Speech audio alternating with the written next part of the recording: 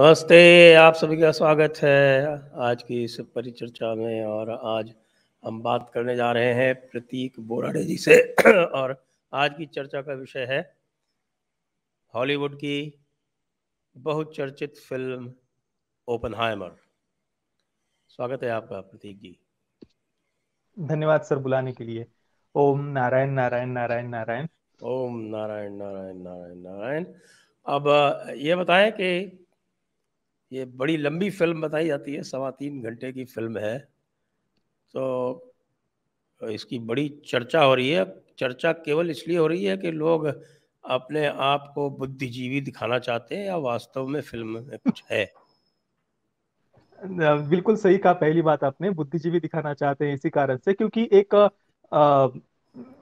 आम film movie lover कहिए आप, या जो फिल्म देखने के लिए जाने वाले जो दर्शक होते हैं, उनकी दृष्टि से अगर हम देखें तो फिल्म में ऐसी कोई एंटरटेनिंग वैल्यू हो वैसा तो नहीं है। ज्यादातर दर्शक जो फिल्म देखने के लिए जाएंगे वे निराश ही होंगे। मैंने रिव्यू में भी कहा था मेरे कि ये फिल्म सबके लिए नहीं है, क्योंकि पूरी फिल्म ओवरऑल डॉक्यूमेंट्री जैसी है।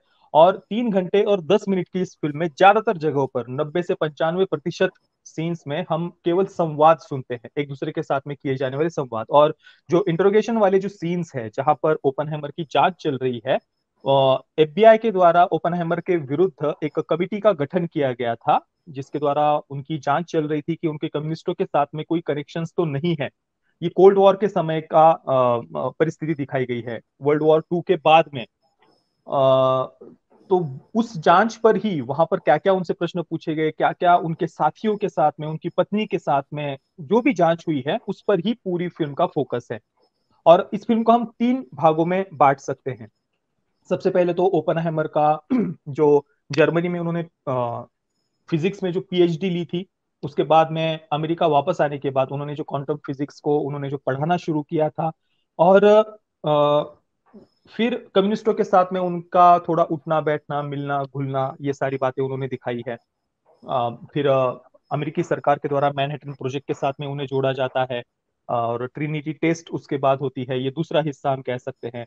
और तीसरे हिस्से में फिर हिरोशिमा नागासाकी पर जब परमाणु बम गिराए जाते हैं, उसके बाद में ओपनहाइमर की जो गिल्ट है, उस गिल्ट पर पूरा फिल्म के अंत में फोकस किया गया है। और बीच में जो मैंने कहा, जैसे कि कहा कि जो जांच चल रही है, उस जांच पर भी बीच का एक हिस्सा है। तो इस प्रकार से 3 हिस्सों में हम इस फिल्म को बांट सकते हैं। और ज्यादातर एक आम फिल्म देखने वाले दर्शक की दृष्टि से हम देखें तो वैसे कोई एंटरटेनमेंट वैल्यू ये फिल्म प्रोवाइड नहीं करती। पर यह बात अवश्य है कि फिल्म एक्सट्रीमली वेल मेड है टेक्निकली, इसमें कोई संदेह नहीं है।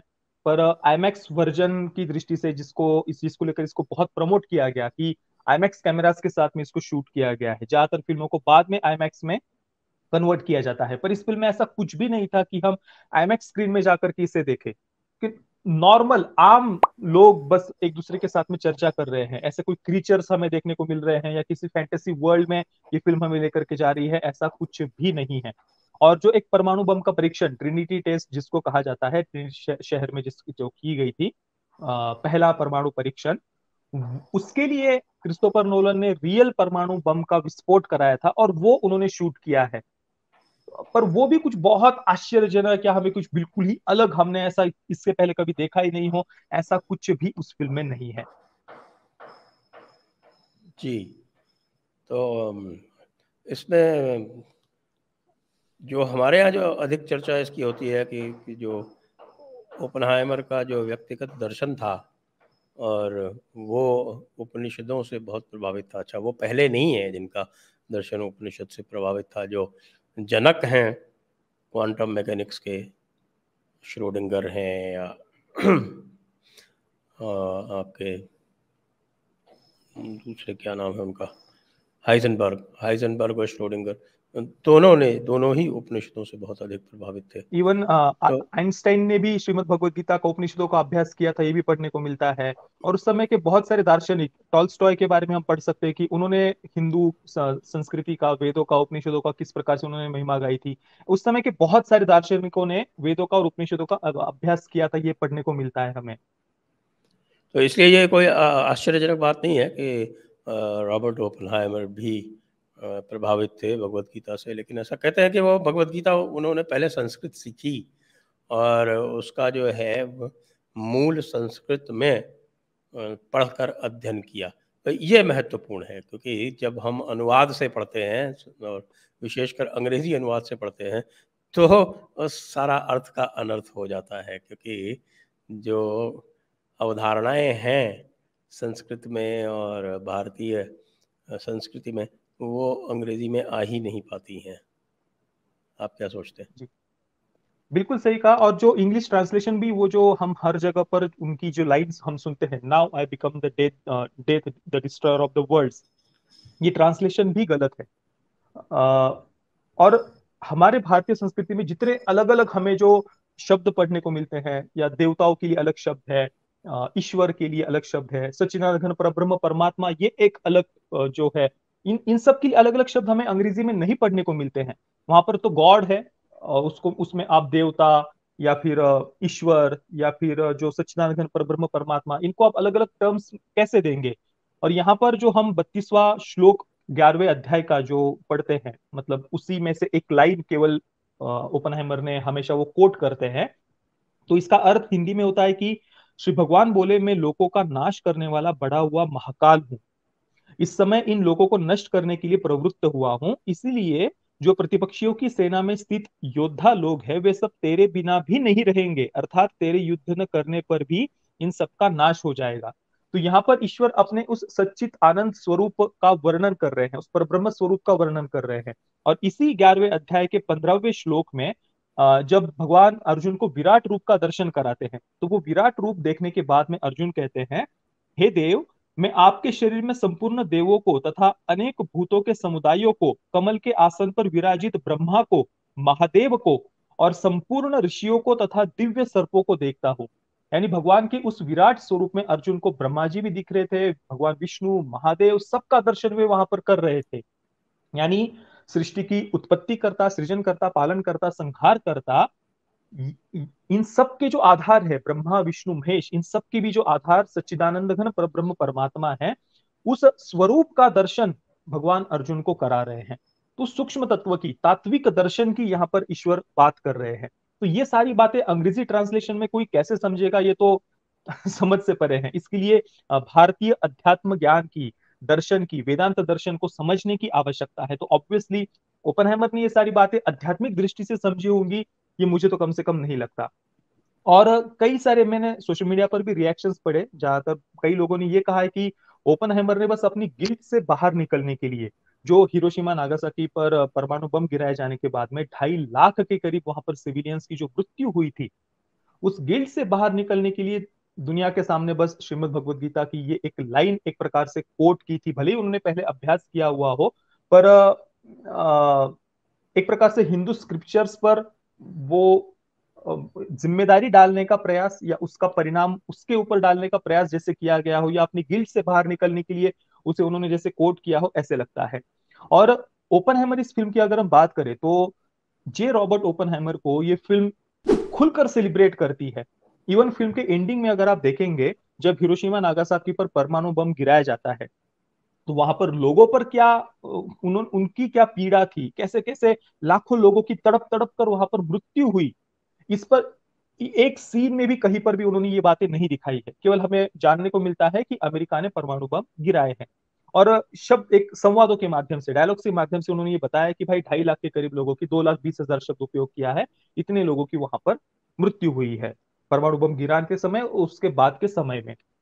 और इसके बाद आ, ये दिखाया कि ओपनहाइमर की जो गिल्ट है, आत्मग्लानि है, उस पर फिल्म का मुख्यतः फोकस था।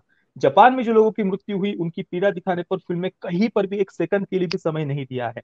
बस रॉबर्ट ओपनहाइमर की जो पीड़ा है, या उसकी जो आत्मग्लानि है, वो अंदर से किस प्रकार से मानसिक रूप से अस्थिर हो गए थे, ये बातें उन्होंने फिल्म के आधे घंटे में दिखाई है।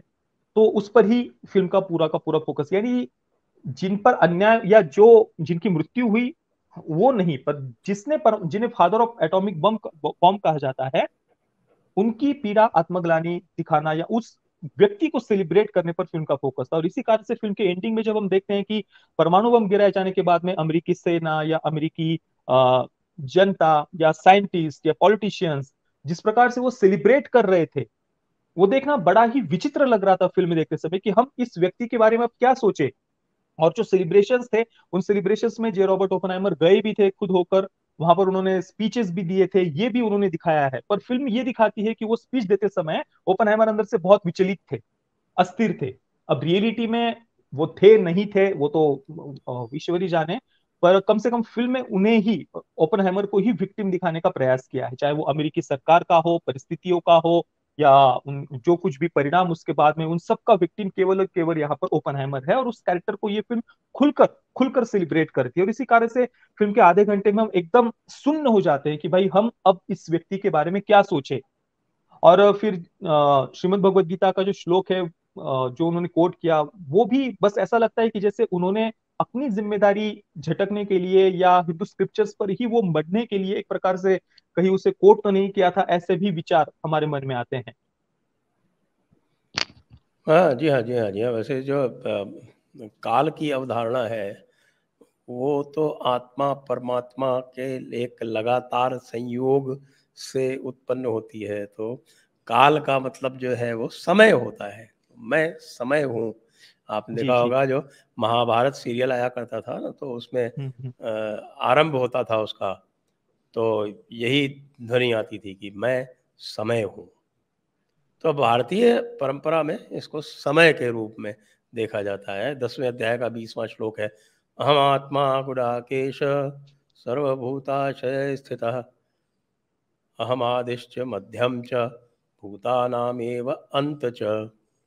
यानी मैं ही आत्मा के रूप में सभी जीव जंतुओं में जड़ चेतन में स्थित हूँ, और मैं ही सभी जड़ चेतन में मैं आदि भी हूँ, मध्य भी हूँ, अंत भी हूँ।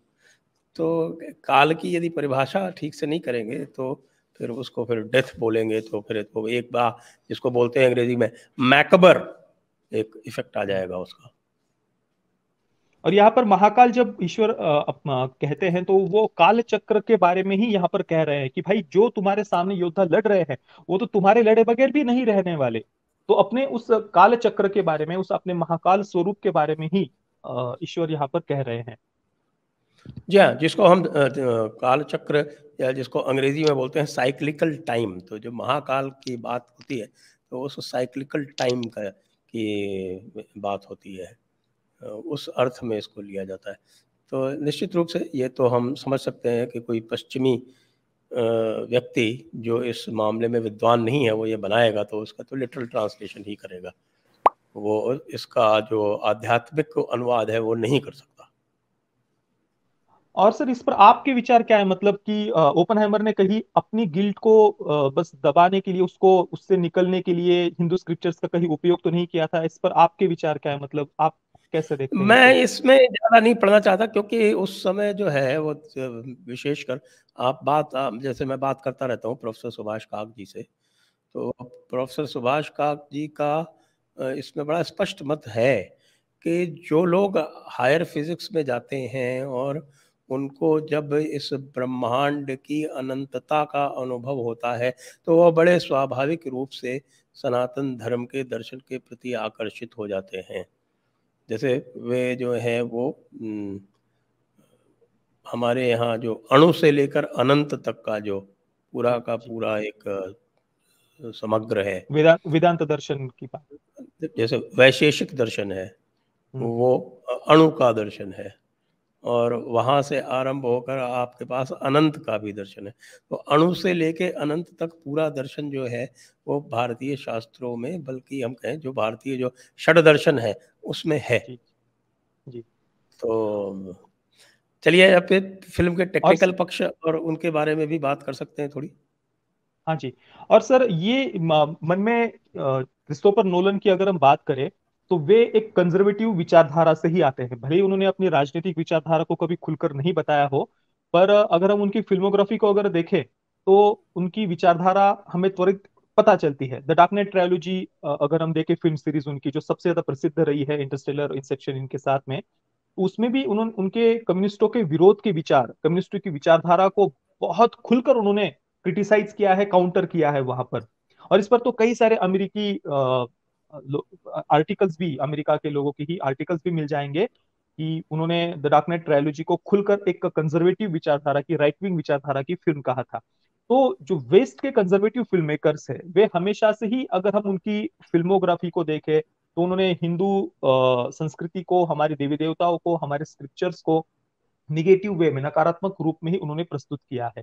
इवन स्टीवन स्पिलबर्ग की अगर हम बात करें, जिनकी बहुत सारी फिल्में भारतीयों को भी बहुत पसंद है, और उनकी Indiana Jones Temple of Doom जो फिल्म थी जिसमें अमरीश पुरी ने विलन की भूमिका निभाई थी, उसमें तो उन्होंने सारी हदें पार कर दी थी। मतलब इतना गलत तरीके से हमारे कल्चर को शायद ही आज तक किसी ने वैश्विक स्तर पर ऐसे प्रेजेंट किया हो। उसमें माँ काली को मनुष्यों की बलि दी जाती थी, ये दिखाया है। और जो भारतीय है वे सांप खा रहे हैं, सांप के पेट से निकले हुए बच्चे खा रहे हैं, और जो मंकीज है, बंदर है, उनके सर के अंदर का जो है ब्रेन, वो निकालकर डिजर्ट के रूप में खा रहे हैं। इतनी विचित्र विचित्र बातें जो हम सोच भी नहीं सकते। और ऊपर से हिंदुओं को अब्राहमिक रिलीजन्स की समाप्ति का सपना देखते हुए उन्होंने दिखाया है। उसका एक डायलॉग मैं आपको पढ़कर बताना चाहता हूँ, जो अमरीश पुरी ही उस फिल्म में बोलते हैं। वे कहते हैं, पहले भारत में ब्रिटिशों का कत्लेआम होगा, फिर मुस्लिम्स को भी कुचल देंगे, फिर यहूदी गॉड का पतन होगा, उसके बाद तुम क्रिश्चियंस का भी सर्वनाश कर देंगे, फिर काली माँ का शासन होगा पूरे विश्व पर।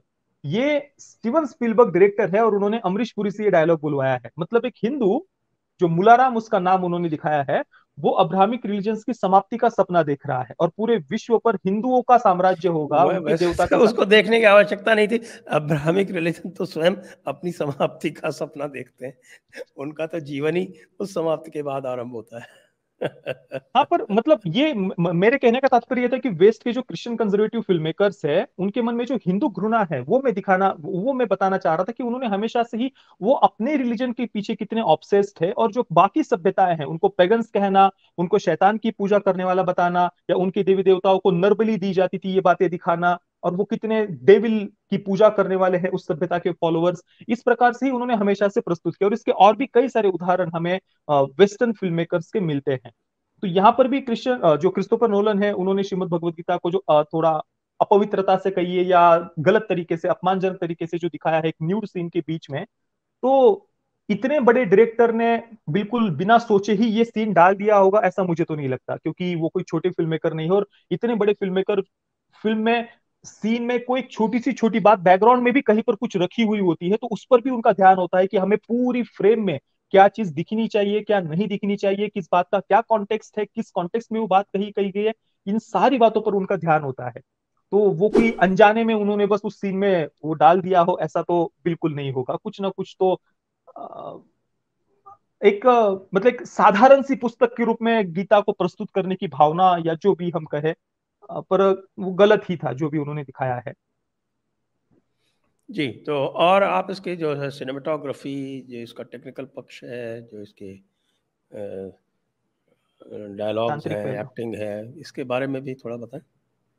जी, परफॉर्मेंसेस की सबसे पहले अगर हम बात करें तो जितने भी कलाकार हैं इसमें, सिलियन मर्फी हो या रॉबर्ट डॉनी जूनियर हो, सभी के परफॉर्मेंसेस, ज्यादातर जो एक्टर्स हैं उनमें से कईयों ने एकेडमी अवार्ड्स का बेस्ट एक्टर का ऑस्कर उन्होंने जीता हुआ है, ज्यादातर एक्टर्स ने। और वो हमें बिल्कुल प्रभावित करते हैं। और सबसे विशेष बात इस फिल्म की हमें ये लगती है कि क्रिस्टोफर नोलन ने अपनी फिल्म, अपनी कहानी को वो कैसे महत्व देते हैं।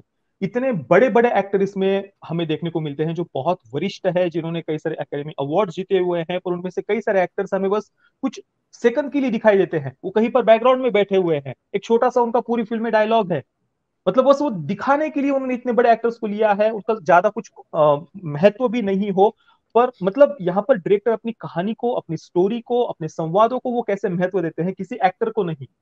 तो ऑब्वियसली क्रिस्टोफर नोलन की फिल्म मेकिंग की तो यहाँ पर प्रशंसा करनी होगी। नहीं तो हमारे बॉलीवुड की फिल्म मेकर अगर हम देखें तो किसी बड़े एक्टर को अगर ले लिया जाए तो उसकी धांसू एंट्री दिखाने के लिए 4-5 एंगल से ऐसे कैमरा शूट करेंगे, उसकी उस पैरों की तरफ एक स्लो मोशन जाएगा, चेहरे की तरफ स्लो मोशन जाएगा। तो उनकी फिल्म मेकिंग की अपेक्षा, स्टोरी की अपेक्षा, कहानी की जो डायलॉग्स है उनकी अपेक्षा उस एक्टर पर फोकस होता है। पर यहाँ पर क्रिस्टोफर नोलन ने अपनी कहानी को, अपने कैरेक्टर्स को, संवादों को उन्होंने महत्व दिया है।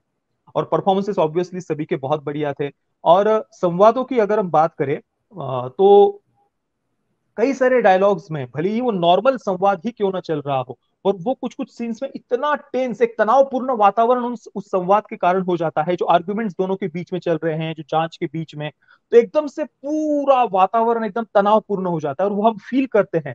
एकदम से उनका बोलने का टोन बदल जाता है, तेजी से वो डायलॉग्स बोलने लग जाते हैं।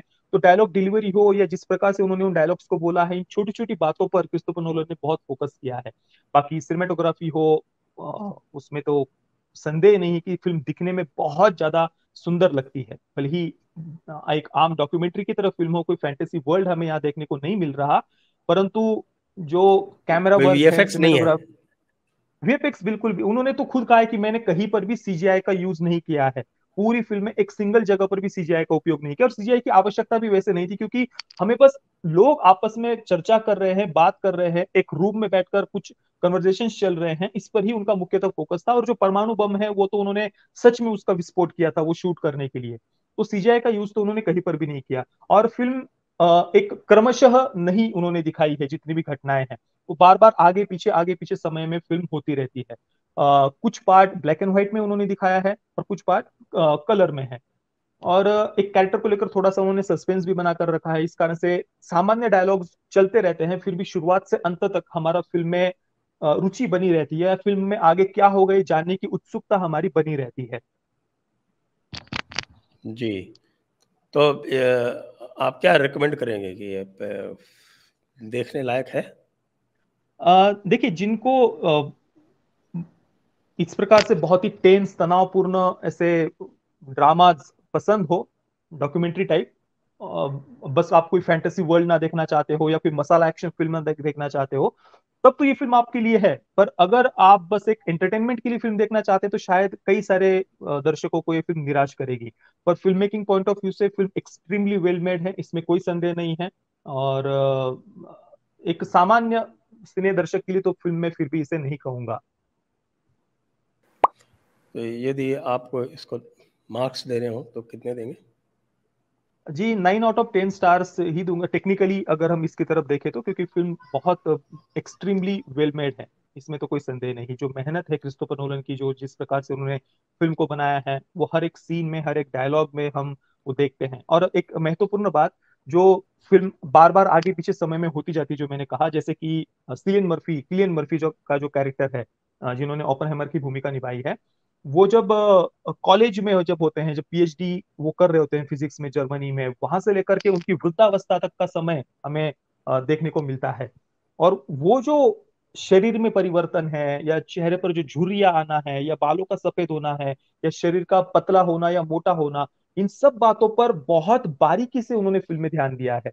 और वो सीन्स बार बार बदलते रहते हैं, शुरुआत में ही हम एकदम से उनके काफी, वो जब जांच चल रही थी वो भी हमें सीन्स दिखते हैं, एकदम से फिर हमें उनके कॉलेज का भी सीन दिखता है, और इस प्रकार से फिल्म आगे पीछे होती जाती है। पर वो जो बदलाव है शरीर में, केवल किलियन मर्फी नहीं तो उनके साथ में भी अन्य भी जो कलाकार है, उनकी भी इन सब बातों पर उन्होंने बहुत बारीकी से ध्यान दिया है, चाहे वजन हो, बाल हो, झुर्रिया हो, सब कुछ वो इतनी छोटी छोटी डिटेल्स पर जो उन्होंने ध्यान दिया हमें देखने को मिलता है। जी। तो इसमें आप जब वहाँ से निकलते हैं तो आपको क्या एक अच्छा लगा कि हाँ साहब हमने कोई अच्छी चीज़ देख ली, या कि निराशा अ, हुई? आपके लिए पूछ रहा हूँ। देखिए, थोड़ा सा कंफ्यूज्ड होकर ही हम थिएटर से बाहर निकलते हैं।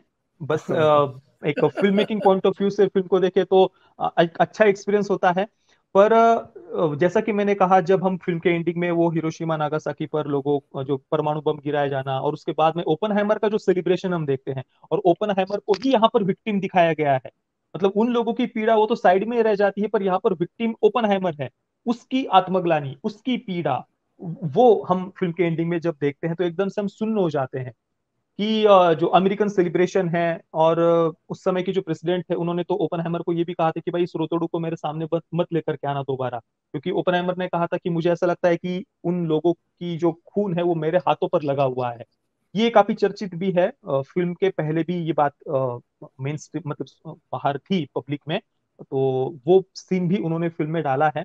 अब उसके पीछे की सत्यता कितनी है, क्योंकि जो अमेरिकी सरकार और उनका जिस प्रकार से पूरा तंत्र काम करता है, पब्लिक में कौन सी बात जानी चाहिए, कौन सी बात नहीं जानी चाहिए, सब वो कंट्रोल करते हैं। तो ये बात भी उन्होंने क्यों सामने आने दी, क्या इसके पीछे का कारण था, और ओपनहाइमर को जिस प्रकार से उन्होंने प्रस्तुत किया, उसको ही जो विक्टिम दिखाना था, इसके पीछे भी शायद उनकी कुछ रणनीति होगी, या उन्होंने कैसे विश्व के सामने इन सारी घटनाओं को, बातों को प्रस्तुत करना है। यहाँ पर ओपनहाइमर ही कैसे विक्टिम हो जाते हैं बाकी सब लोगों को छोड़कर, ऐसे कई सारे प्रश्न फिल्म के एंडिंग में हमारे मन में उत्पन्न होते हैं।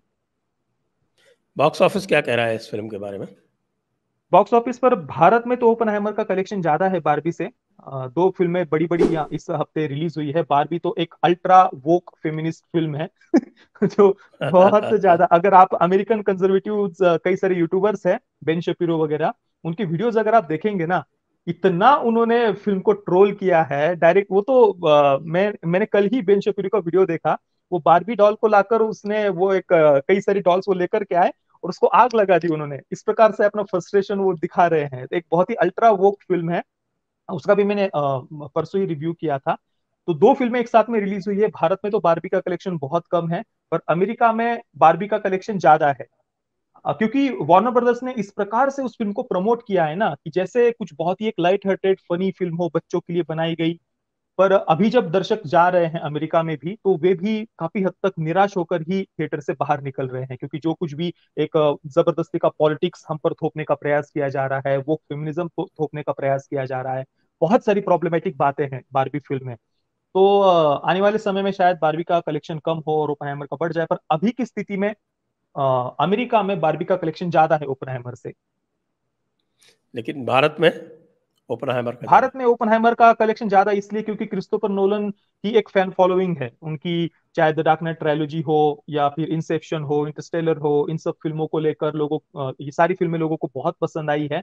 और पिछली जो उनकी टेनेट फिल्म थी, वो उतनी बढ़िया तो नहीं थी, पर उसमें फिर भी कहीं ना कहीं पर एक एक्शन था, और जो एक्शन मूवीज देखना पसंद करते हैं उनके लिए कुछ था उसमें। और एक उनकी जितनी भी फिल्में होती है वो बिल्कुल सुन्न कर देने वाली दिमाग को, या एक माइंड बेंडिंग जिसको हम कहते हैं ना, कि हम सोच ही नहीं पा रहे कि भाई फिल्म में क्या हो रहा है। टाइम ट्रैवल हो या अलग अलग जो कंसेप्ट जिसका जिस प्रकार से वे उपयोग करते हैं, उनका ऐसी उनकी फिल्मोग्राफी रही है। इस बार पहली बार वो एक बायोग्राफी के जोनरा में गए हैं। तो यहाँ पर तो वैसा कुछ टाइम ट्रैवल या बिल्कुल माइंड बेंडिंग ऐसा कुछ इस फिल्म में नहीं था। पर उनकी पिछली फिल्मों के कारण जो फैन फॉलोइंग है, इस कारण से ओपनहाइमर के लिए दर्शकों का झुकाव ज्यादा है भारत में। जी। तो आपका बहुत बहुत धन्यवाद प्रतीक जी। और दर्शकों, यदि आप थोड़ी गंभीर फिल्मों में रुचि रखते हो, तो ये निश्चित रूप से फिल्म आपके लिए है, ओपनहाइमर। धन्यवाद। जी सर। जय हिंद, जय भारत, वंदे मातरम। वंदे मातरम। धन्यवाद सर।